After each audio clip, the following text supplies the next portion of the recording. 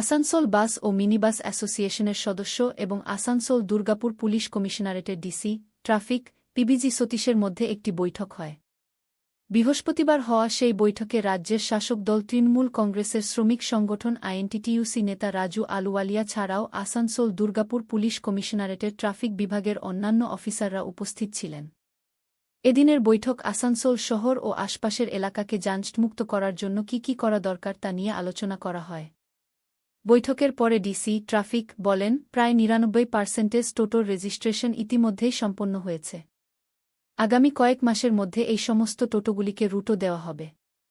তিনি আরও বলেন, বাস ও মিনিবাস মালিকদের প্রায়শই টোটো সম্পর্কে অভিযোগ থাকে। আশা করা যাচ্ছে যে আগামী কয়েক মাসের মধ্যে এই অভিযোগ সম্পূর্ণরূপে সমাধান করা হবে। আসানসোলকে যানজটমুক্ত করা যাবে।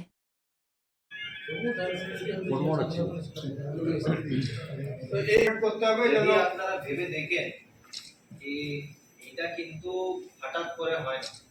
অ্যাক্সিডেন্ট গুলো যখন হয়, আমাদের অভিজ্ঞতা থেকে বলছি, হঠাৎ করে কোনোদিন হয় না। যদি ওর টেন্ডেন্সি থাকে, আমি যে কোনো দিক থেকে যে কোনো দিক চলে যেতে পারি, যে কোনো সময় যে কোনো স্পিডে গাড়িকে চালাতে পারি, এরকম মানসিকতা যখন হয়ে যায়, আর মদ খেয়ে আমি গাড়ি চালালে আমাকে কেউ জিজ্ঞেস করবে না, আমরা তো কিছু আমাদেরকে পুলিশ বললে আমরা রাস্তা জাম করে দেবো, নাহলে অমুক নেতার কাছে চলে গেলে আমাদের প্রবলেমটা সলভ হয়ে যাবে, এরকম মানসিকতা যখন থাকে, আইন মেনে চলে না, আর এইরকম অ্যাক্সিডেন্ট গুলো হয়।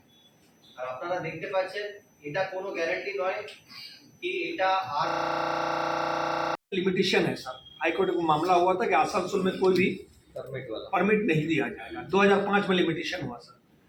उसके बावजूद अभी क्या कर रहा है आरटीओ बोर्ड, वो क्या कर रहा है कि जितना गांव का रूट है, विलेज रूट जो है, वो आसनसोल के 6 लड़कों को जो है वो गाड़ियां दे दे रहा, भेज दे रहा। रूट गांव का है, थोड़ा गांव में चलने की बात है। ऑटो, सारा ऑटो आसनसोल शहर में चला है। ये 6 महीने में कम से कम मेरे ख्याल से 150 से 200 मैं कैलकुलेट किया हूँ चला गया। मैंने कहा कैसे हो रहा है, गांव का तो गांव में चलेगा, उसको ड्राइव कीजिए, कोई ड्राइव नहीं सर।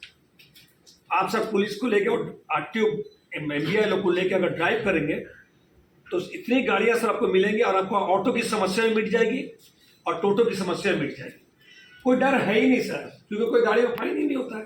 खाली आपका ट्रैफिक पुलिस एक्टिवली रोल करता है, 2 दिन गाड़ी डिटेन करता है, उनको मैंने उनको थोड़ा डराता धमकाता है, थोड़ा सुधरता है। किंतु परिवहन डिपार्टमेंट, ट्रांसपोर्ट डिपार्टमेंट कुछ नहीं करता। जितना इलीगल गाड़ी है सर ट्रांसपोर्ट डिपार्टमेंट को मालूम है। আমি এক এক সাহেবের এক একটা উত্তর দিচ্ছি। কোথাও কোথাও সাহাবু যেটা বলেছে খুব সত্য কথা বলেছেন, মানে শুধু সাহাবু নয়, প্রত্যেকটা অফিসার আপনার সব সত্য কথা বলেছে, এক একটা জায়গায় এক একটা পয়েন্টে। প্রথম কথা হলো যেমন ধরুন স্যার বিএনআর, তার বিএনআরের সংকটটা আপনি দেখবেন। প্রথমত মূলত আমাদের রাজুবাবু যে কথাটা বলেছেন সেটা তো একদম খুব মানে 100% বলেছেন। কারণ টোটো আর অটোকে নিয়েই যান, যে টোটো বা অটোর সংখ্যা বেড়ে গেছে তো বাস মিনিবাস তো সংকটে পড়বেই। কারণ কি টোটো বা অটো প্যাসেঞ্জার নিয়ে চলে যায়, মিনিবাস প্রথমত প্যাসেঞ্জার পায় না, সে একটা প্যাসেঞ্জারের জন্য অনেকক্ষণই দাঁড়িয়ে যায়।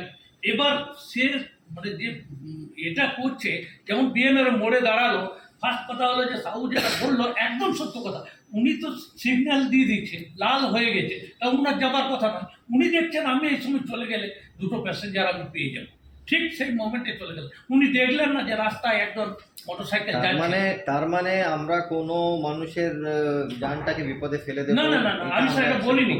আমি স্যার বলছি একটা একটা করেই বলছি আমি।